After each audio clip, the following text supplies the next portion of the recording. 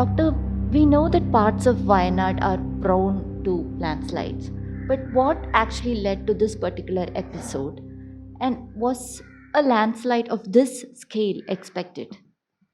So look, landslides. I mean, there is a some part of the land is sliding down. For that, there must be a vulnerable site available, and there must be a trigger available. So landslides generally, it's a Wayanad is part and parcel of the Western Ghats, and Western Ghats take a turn, and it is not straight in the Kozhikode side. It has got a slightly easterly move, and in the eastern side of the Western Ghats, you have got the Wayanad Plateau. It is called a plateau. The dividing mountain range, that is the Western Ghats, it is as high as something like 2,200 and plus Chooralmala, etc. is little more.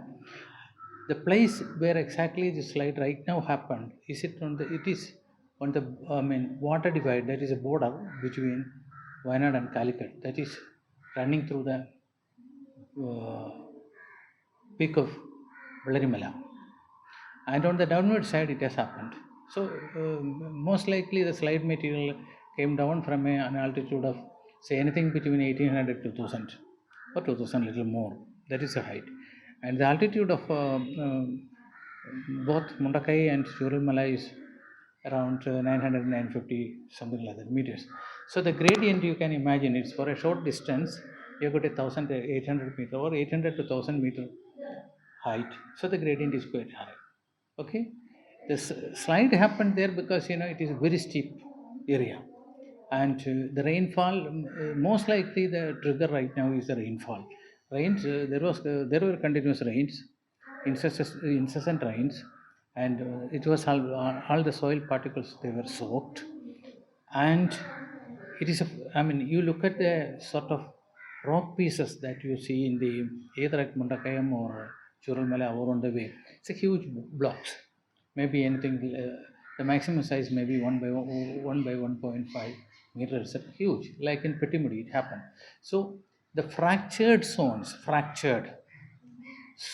in the top of the hillocks, after getting saturated with the normal rains, and when the what you call the abnormal incessant rains came, the hydrostatic pressure reached such a level that all the binding force of the rocks got overwhelmed.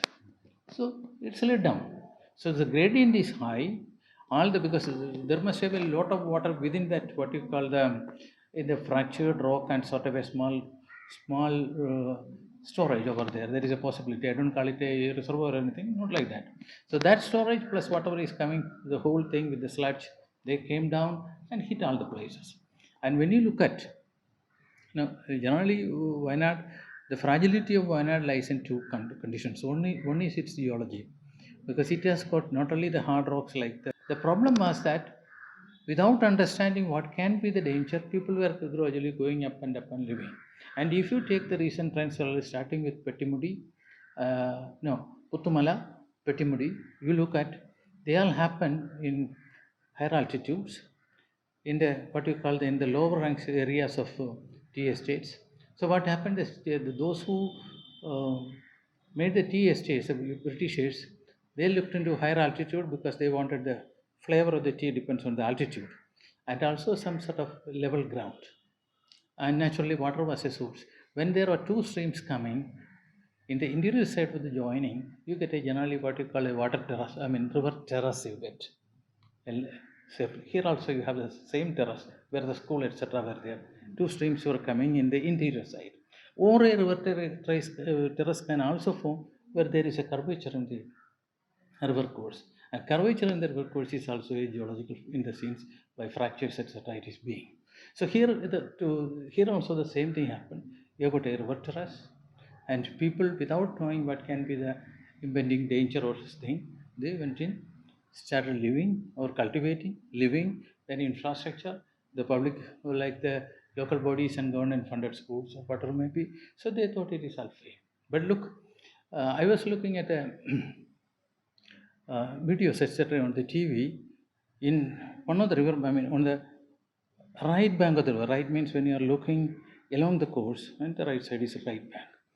And about say 50-60 centimeter below the surface, I mean what you call the sediments are there, I could see angular shaped rock pieces.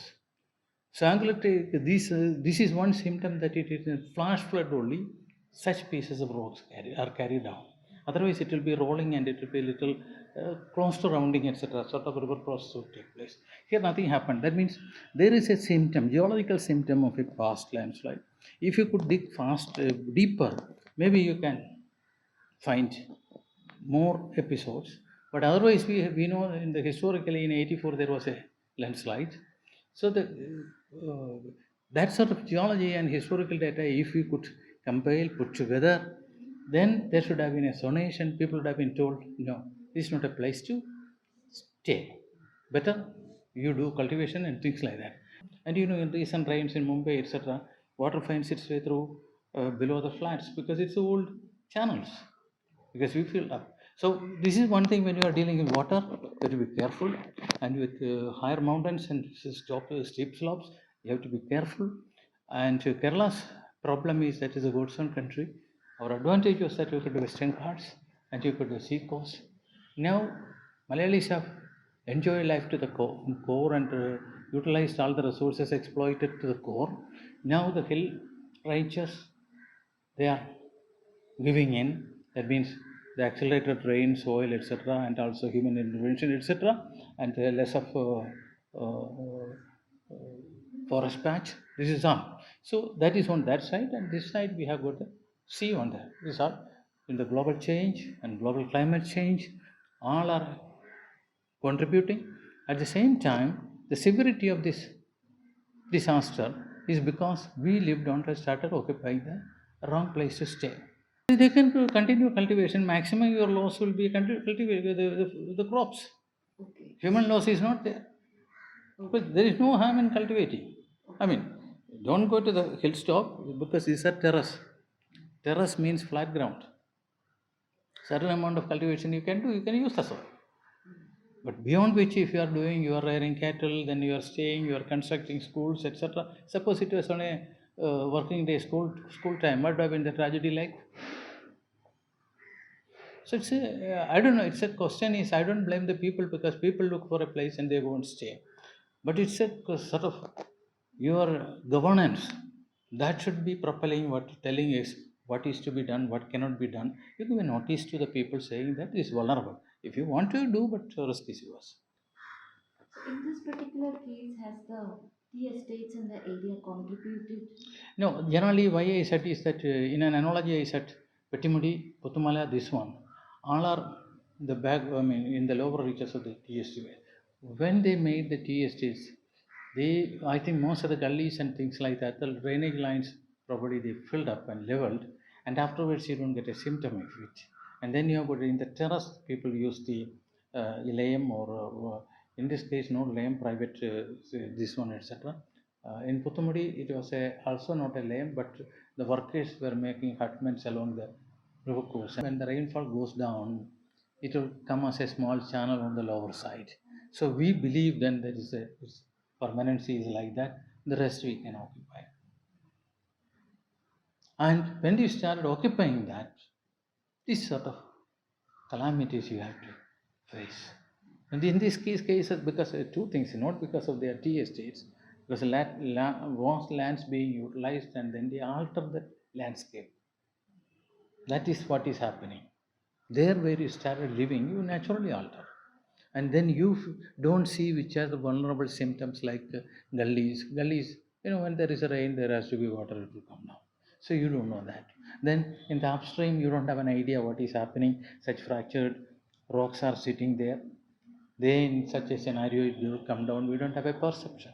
This sort of things, zoning them and making them aware, it is all the duty of the governance.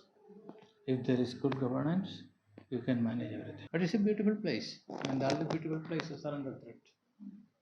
And we are exploiting to the core. And tourism is going to the level of irresponsibility.